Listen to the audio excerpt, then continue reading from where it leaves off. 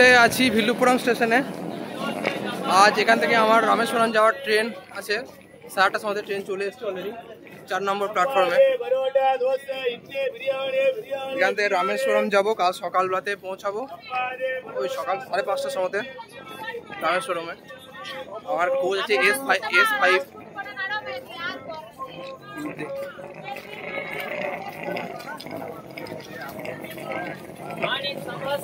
কোচের ভেতরে চলে এসেছি। এরকম কোচ যেমন হয়, তবে কি কোচটা নতুন, একটা মিরর আছে, ওপরে কি একটা স্টিকারও মেরে দিয়েছে, যার ফলে মুখটা দেখা যাচ্ছে না, শুধুমাত্র শরীরটা দেখা যাচ্ছে। এদিকে একটা, এদিকে একটা না 3টে করে দিয়েছে, ওপরে একজনের, এটা নিচের একজনের, আর এদিকে একজনের। ভালো সুইচ মানে চার্জিং পয়েন্ট।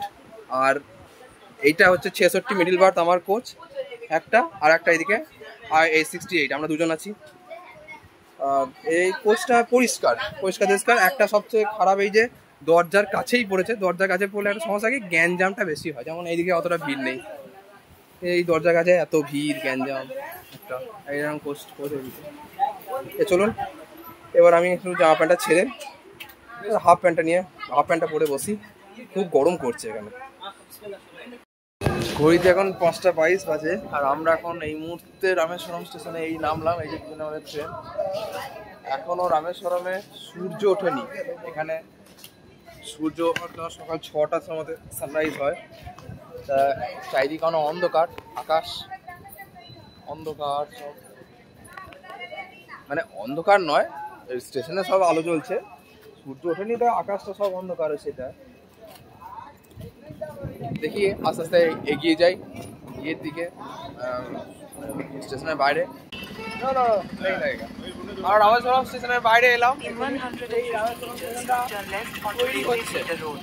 স্টেশনটা এখন থেকে মনে হবে যেন কিছু সেরকম কিছু নেই, বা ভালো লাগবে না খুব একটা, কিন্তু এটা নয়, রামেশ্বরমটা তৈরি হচ্ছে মানে আর কিছুদিন পর হয়তো একটা অন্যরকম একটা ব্যাপার লাগবে, যেটা দেখে বাইরে খুব ভালো লাগবে। এই যে এর কাজ চলছে, মানে পিলারগুলোকে ভালো করে সাজিয়ে তৈরি করা হচ্ছে, দেখে বোঝা যাচ্ছে যে ভালো করে এটা গুছিয়ে স্টেশনের ফ্রন্টটা তৈরি করছে। আর কয়েকদিন পর যদি আপনারা আসেন, তাহলে কয়েকদিন মানে কয়েকদিনের হবে না, এটা কয়েক মাস সময় লাগবে, তখন এই দিক দিয়ে বের করা হবে আমাদেরকে। যেটা এখন এই সাইড দিয়ে বের করা হলো, দেখে করে ভালো লাগলো না, মনে হলো কোন জায়গা দিয়ে বেরিয়ে আসছি, কীরকম স্টেশন বোঝা যাচ্ছে না। আর এই পিছনে আস্তে আস্তে ভোর হচ্ছে, দেখুন ওই যে একটা লাইট হাউসের মতো আছে, যেটা খানিকক্ষণের মধ্যে চিক করে লাইট জ্বলে উঠছে।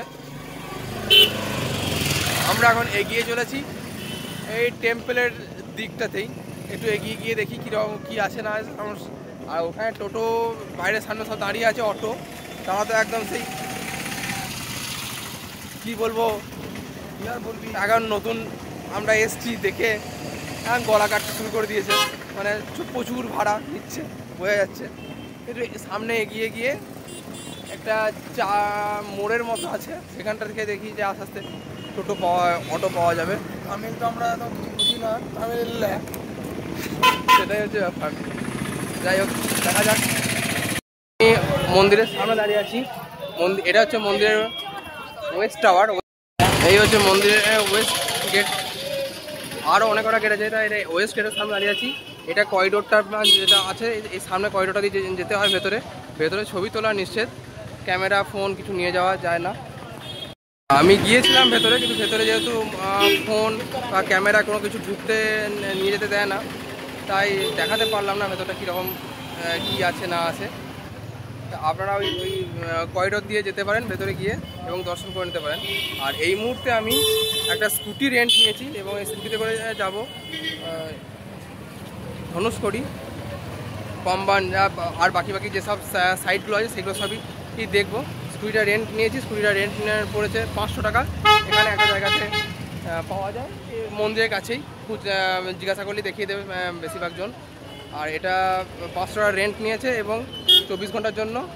আর তারপর তেলটা ভরে নেবো, দিয়ে যাবো আমি, এখনই যাবো আমি ধনুষকড়ি। চলুন দেখা হচ্ছে।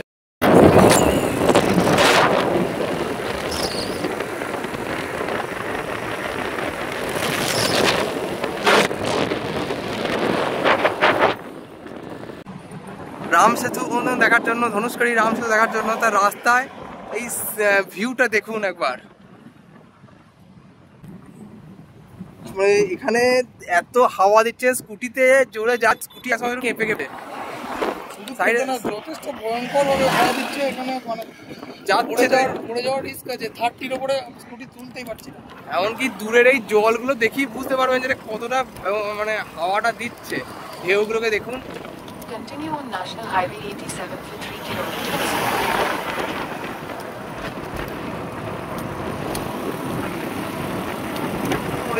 কি লাগছে ও।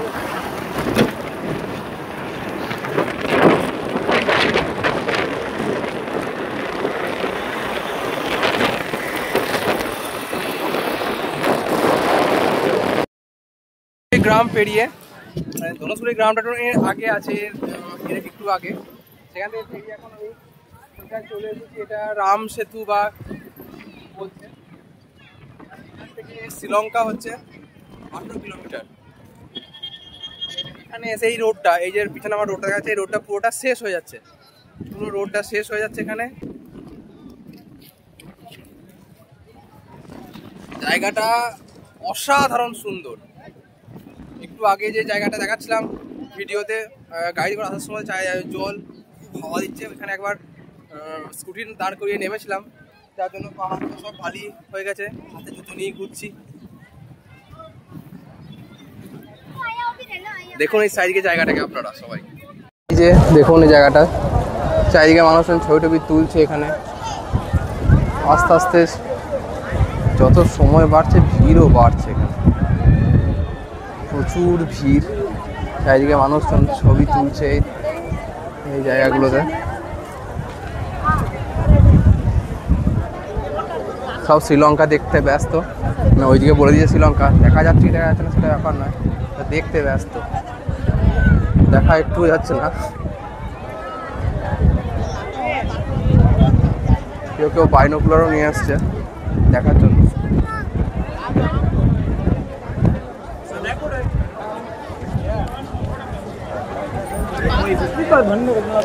এখানে ছবি প্রিন্ট করে সঙ্গে সঙ্গে দিয়ে দিচ্ছে, মানে এখানে সব ছবি তোলার জন্য আছে তারা, এই যে এরকম সঙ্গে সঙ্গে প্রিন্ট করে দিয়ে দিচ্ছে। এই জায়গায় রং করে সাজানো বেশ ভালো। তবে কি এই জায়গাটাতে হাওয়া দিলে জোর, আজকে হয়তো জোর হয়, সেটা প্রতিদিন হয় কিনা জানি না, হাওয়া দিলে পরে কিন্তু ওই পাশে বালি অনেক উড়ে আসে, ছোটো ছোটো অল্প অল্প বালি, সেগুলো উড়ে উড়ে আসে, গায়ে লাগে, জলও আসে। এবার সেই হাওয়ার, এটা কি প্রতিদিন হয় কিনা বলতে পারবো না, আজকে হচ্ছে, কিন্তু আজকে হাওয়াটাও কিন্তু চরম জোর দিচ্ছে, যার জন্য হতে পারে হয়তো। অবস্থা খুব খারাপ হয়ে গেছে। তা এই যে ওখান থেকে বেরিয়ে এলাম, বেরিয়ে এসে এবার যাওয়ার পথে লাইট হাউস আছে, একটু পর লাইট হাউসে যাবো আমি। তার আগে এখানে সি ফুড বিক্রি করে, বাবা চুলের অবস্থাগুলো একদম, এত হাওয়া দিচ্ছে এখানে, এদিক ওদিক হয়ে যাচ্ছে সব জিনিসপত্র। যাই হোক, এখানে সি ফুড বিক্রি করে। তা আমি কোনোদিন এর আগে পুরী গিয়েছি, সেখানেও কোনোদিন খাইনি, তো এখানে একবার খেয়ে দেখছিলাম যে কেমন লাগে। তা এখানে এরকম দেখায় দেন আমাদের, এরকম সব আর নিজের সামনে পিস করে ভেজে টেজে সব দেয়। এই যে এরকম জায়গাতে সব মাছ রাখা থাকে, স্টোর করা থাকে, ফ্রিজ, এটা সব সি ফিশ।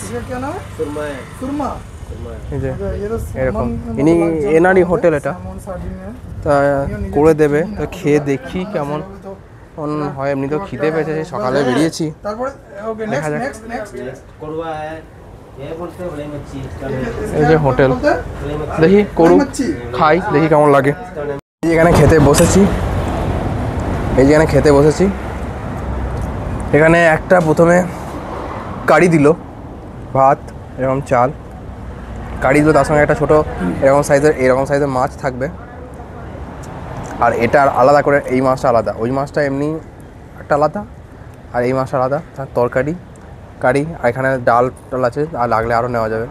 তা খেতে কারিটার মধ্যে আমাদের একটু মানে কি বলবো, তেঁতুল দেওয়া, সত্যি করে টক টক ব্যাপারটা আছে, এখানে তেঁতুলটা বেশি চলে। আর কারি পাতা, তেঁতুলটা খায় তার কারণ হচ্ছে নোনা জল এখানে বেশিরভাগ, এখানকার মানুষ প্রায় যেতে টকটা খেতে ভালোবাসে, সাম্বার হোক যাই হোক। আর কারি পাতার খুব ইউজ হয়, এই যে কারি পাতা পাওয়া যাচ্ছে একদম। আমরা প্রথমে ভেবেছিলাম বোধহয় খুব একটা কেমন হবে আমাদের সন্দেহ ছিল, কিন্তু এখন খেয়ে দেখছি না সব ফ্রেশ করতে পারে। এখন বুঝতে পারছি না যে কতটা কি ফ্রেশই ব্যাপারটা থাকবে। আর এবং মানে মোদ্দা কথা বলতে গেলে এটা খাওয়ার পর কালকে না গেলে ঠিক বলতে পারছি না খাবারটা ঠিক ছিল কি ছিল না, এটা হচ্ছে ব্যাপার। ঠিক আছে, কাল যদি দেখা যায় যে না আমাকে অনেকবার বাথরুমে থাকতে হয়েছে, তা বোঝা যাবে না করে ভালো না। এমনি টেস্ট ঠিক আছে, টেস্ট দিতে বললে পরে ঠিক আছে, ভালো লাগছে খেতে, খারাপ লাগছে না, এবং দেখে বেশ ফ্রেশই লাগছে। এবার বাকি কতটা কী ওই বললাম, দেখা যাক, খাই এখন। এই যে লাইট হাউসে যাওয়ার জন্য টিকিট কিনেছি 10 টাকা করে পার পারসন লাগে। এদিকে যাব, এদিকে ওখানে লিফট আছে, ওই লিফটে করে ওপরে নিয়ে যাবে। একবারে বোধহয় 5-6 জন করে নিয়ে যাচ্ছে, লাইনও পড়েছে, দেখি লাইন দিই। চলুন, এরা জানি না, বাচ্চাদের খেলার জন্য জিনিসপত্র আছে। এই যে জুতো খুলতে হচ্ছে, জুতো খুলে ওপরে যেতে হচ্ছে। চলুন, এই যে লাইট হাউসের ওপরে যেমন বলেছিলাম, লাইট হাউসের ওপরে চলে এসেছি। লাইট হাউসটার ব্যাপারটা আছে এরকমই, এই যেমন দেখছেন এখান থেকে সোজা দেখা যাচ্ছে, দেখাচ্ছি লাইট হাউসের ভেতরটা কীরকম সেটা একবার দেখে নিন। এই যে এরকম জিনিসটা একটা গোলপাড়া, যেটা বাইরে থেকে দেখা যাচ্ছে সেটার ভেতরটা হচ্ছে এইরকম যেমন দেখছেন। এবার এখান থেকে যে ভিউটা দেখায় সেটা কীরকম সেটা দেখুন। এই যে ভিউটা হচ্ছে এইরকম, লাইট হাউসের ওপর থেকে কেমন লাগে, এতটা উপরে আছি।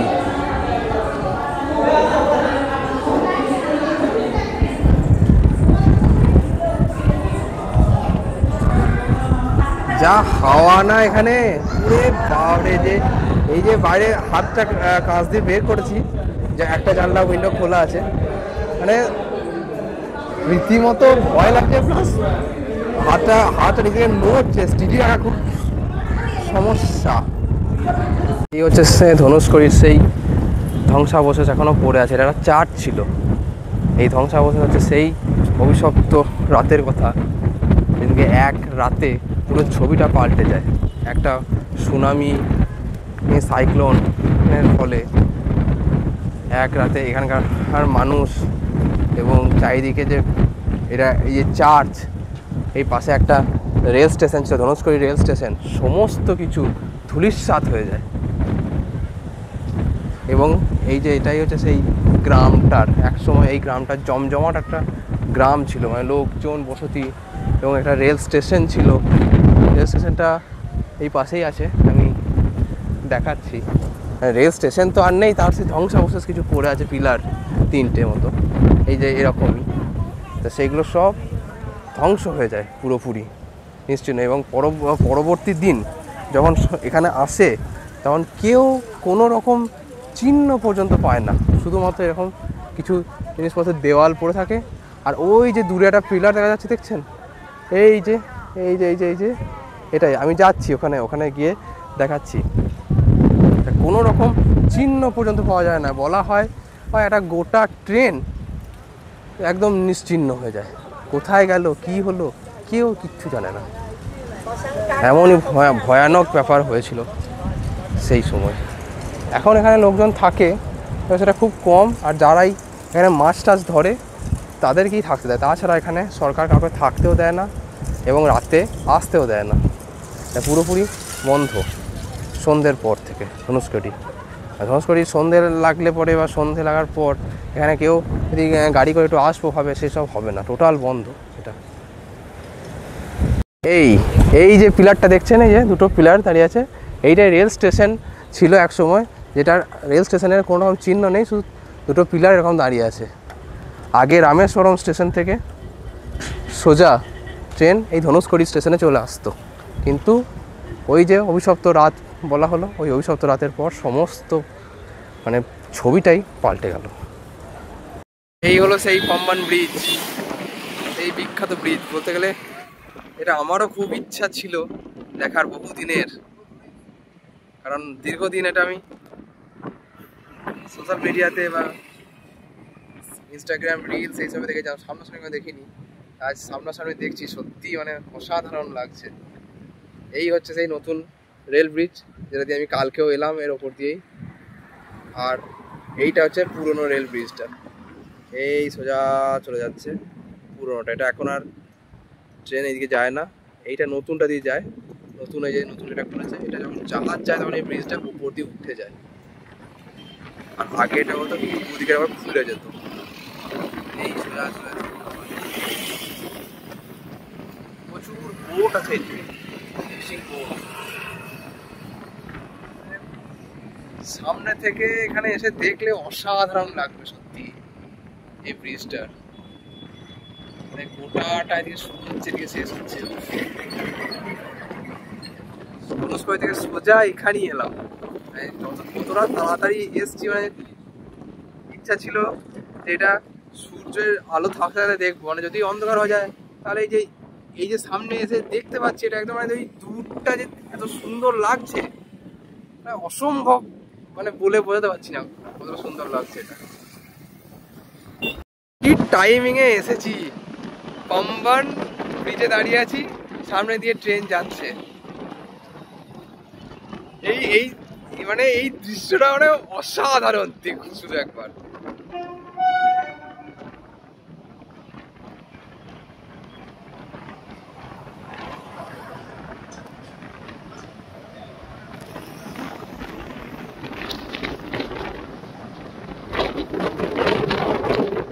এখানে যা হাওয়া দিচ্ছে না, মানে এই যে এটা শুট করছি ভিডিওটা, রীতিমতো ভয় লাগছে।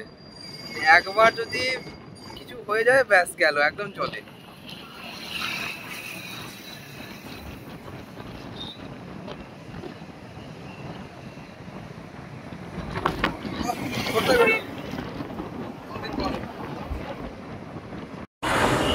পাম্বান দেখে চরম জোরে স্কুটি চালিয়ে এসেছি। চুলের অবস্থা কি দেখছেন, বুঝতে পারছেন তো অবস্থা, আর নিজেকে নিজেই চিনতে পারছি না। যাই হোক, প্রচুর ধুলো উঠছে আর চোখে মুখে না প্রচুর বালি লেগেছে, এটা আমি বুঝতে পারছি। যাই হোক, এই মুহূর্তে আমি দাঁড়িয়ে আছি একজন সেই মানুষের বাড়িতে যার অবদান আমাদের ভারতবর্ষে প্রচুর। সেই ব্যক্তির নাম হচ্ছে এপিজে আব্দুল কালাম। তিনি এখানেই জন্মগ্রহণ করেন, এটাই তার বাড়ি ছিল।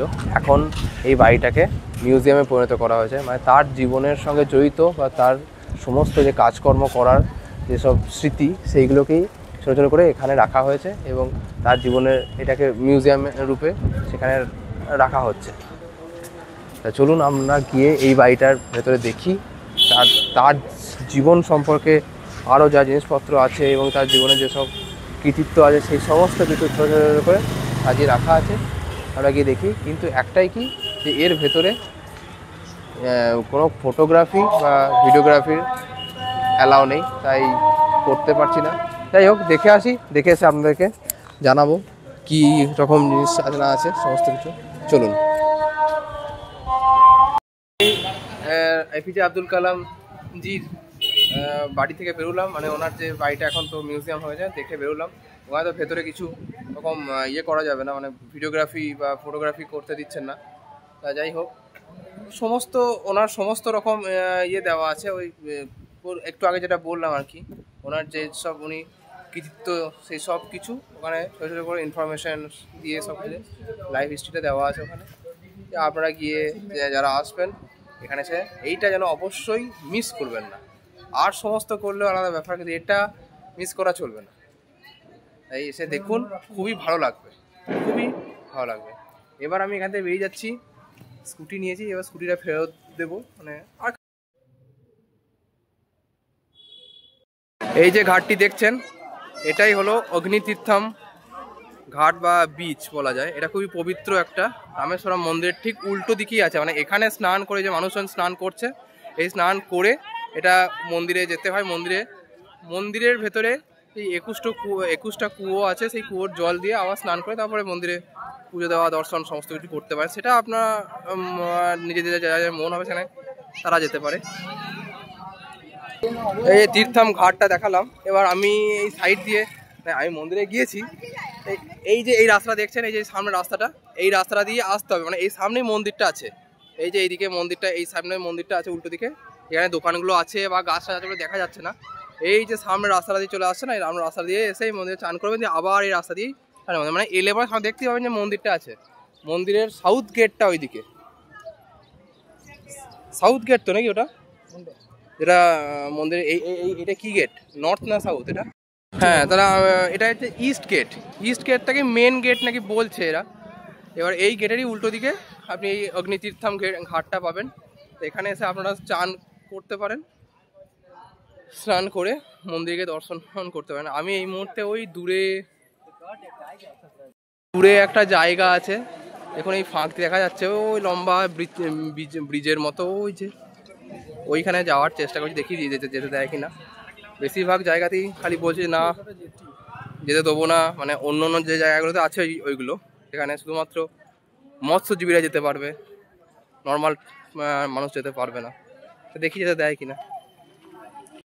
এইটা হলো সেই জায়গাটা যেটা ওই অগ্নিতীর্থম ঘাটে দাঁড়িয়ে বললাম যে জায়গাটা আসি। এটা কিছু না, এটা কিছু একটা ব্রিজ বা কিছু একটা হচ্ছে এখনো, কনস্ট্রাকশন, আন্ডার কনস্ট্রাকশন আছে। আমাকে একটু আগে ওখানে আসতে বারণ করলো, আমি বললাম একটুখানি যাবো, তুই ছবি তুলবো, চলে আসবো। তাই আবার বললো বেশ ঠিক আছে যা, যেতে দিল। এবার এইটাই হচ্ছে সেই জায়গাটা, ওই যে ওইটা হচ্ছে অগ্নিতীর্থম ঘাট। আমরা থেকে যেটা বলছিলাম যে ঘাটের উল্টো দিকেই হচ্ছে মন্দিরটা, ওই যে মন্দিরটা। আর একটু আগে ওইখানে দাঁড়িয়ে একটা কথা ভুল বললাম, যেটা আমি সে সময় ভুল বলেছিলাম যে 21টা কুয়ো আছে। তো এটা 21টা কুণ্ড নয়, এটা 22টা কুণ্ড, টোটাল আছে 22। আমি এই রাস্তা দিয়ে সোজাসুজি এলাম এখানে।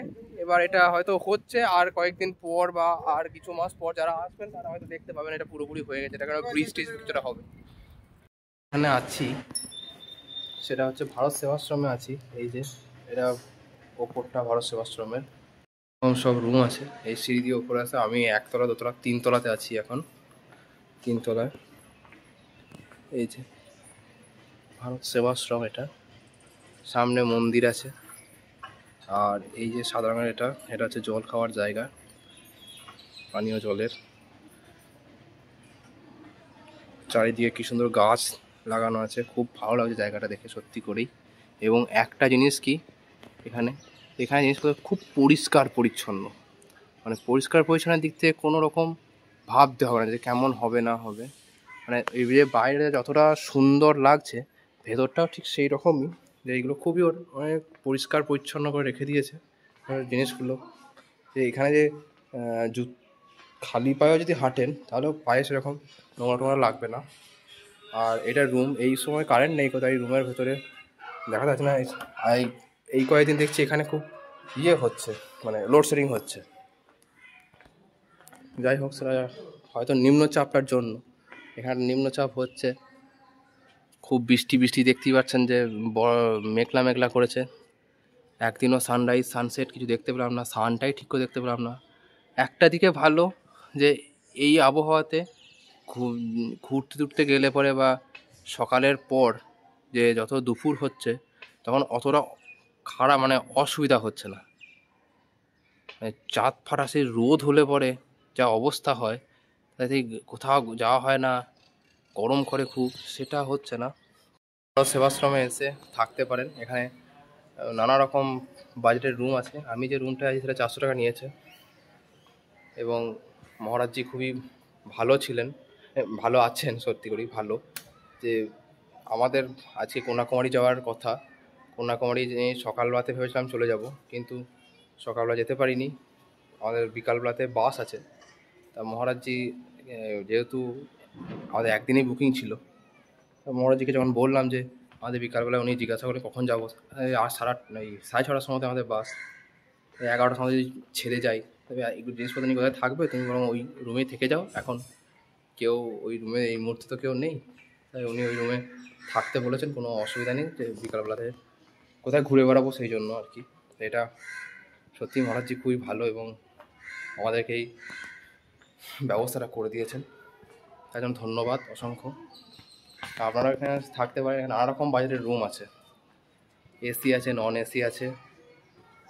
এসির রুমের ভাড়া একটু বেশি, মানে এসি রুমে ওই 800-1000 এরকমের মধ্যে হবে। ওটা বলিস একটা কি, এখানে স্পট বুকিং হয়, মানে আগে থেকে বুক করা যায় না, স্পট বুকিং হয়। ফোন নাম্বার আমি ডেসক্রিপশন বক্সে দিয়ে দেবো, সেখান থেকে আপনারা ফোন করে একবার শিওর হয়ে নিতে পারেন যে এখানে রুম আছে কি না আছে, তারপরে হয়তো আসলেন। আমিও তাই এসেছিলাম, রুম ছিল, পেয়ে গেছি। এই হলো রামেশ্বরমের বাস স্ট্যান্ড, আর এইটা এখানে এরকম হোটেলগুলো আছে। আর এটা হলো আমাদের বাস, এই বাসে করে আমি যাব আজ কন্যাকুমারী, রামেশ্বরমকে বাই বাই করে টাটা।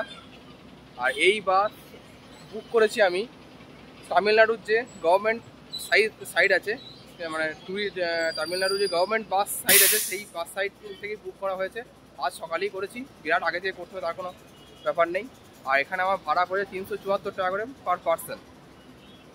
বাসটা এসি, ভিতরটা গিয়ে দেখাচ্ছি কীরকম কি না সব কিছুই। এইরকম হচ্ছে বাসের ইন্টেরিয়ারটা, এই যে দেখুন।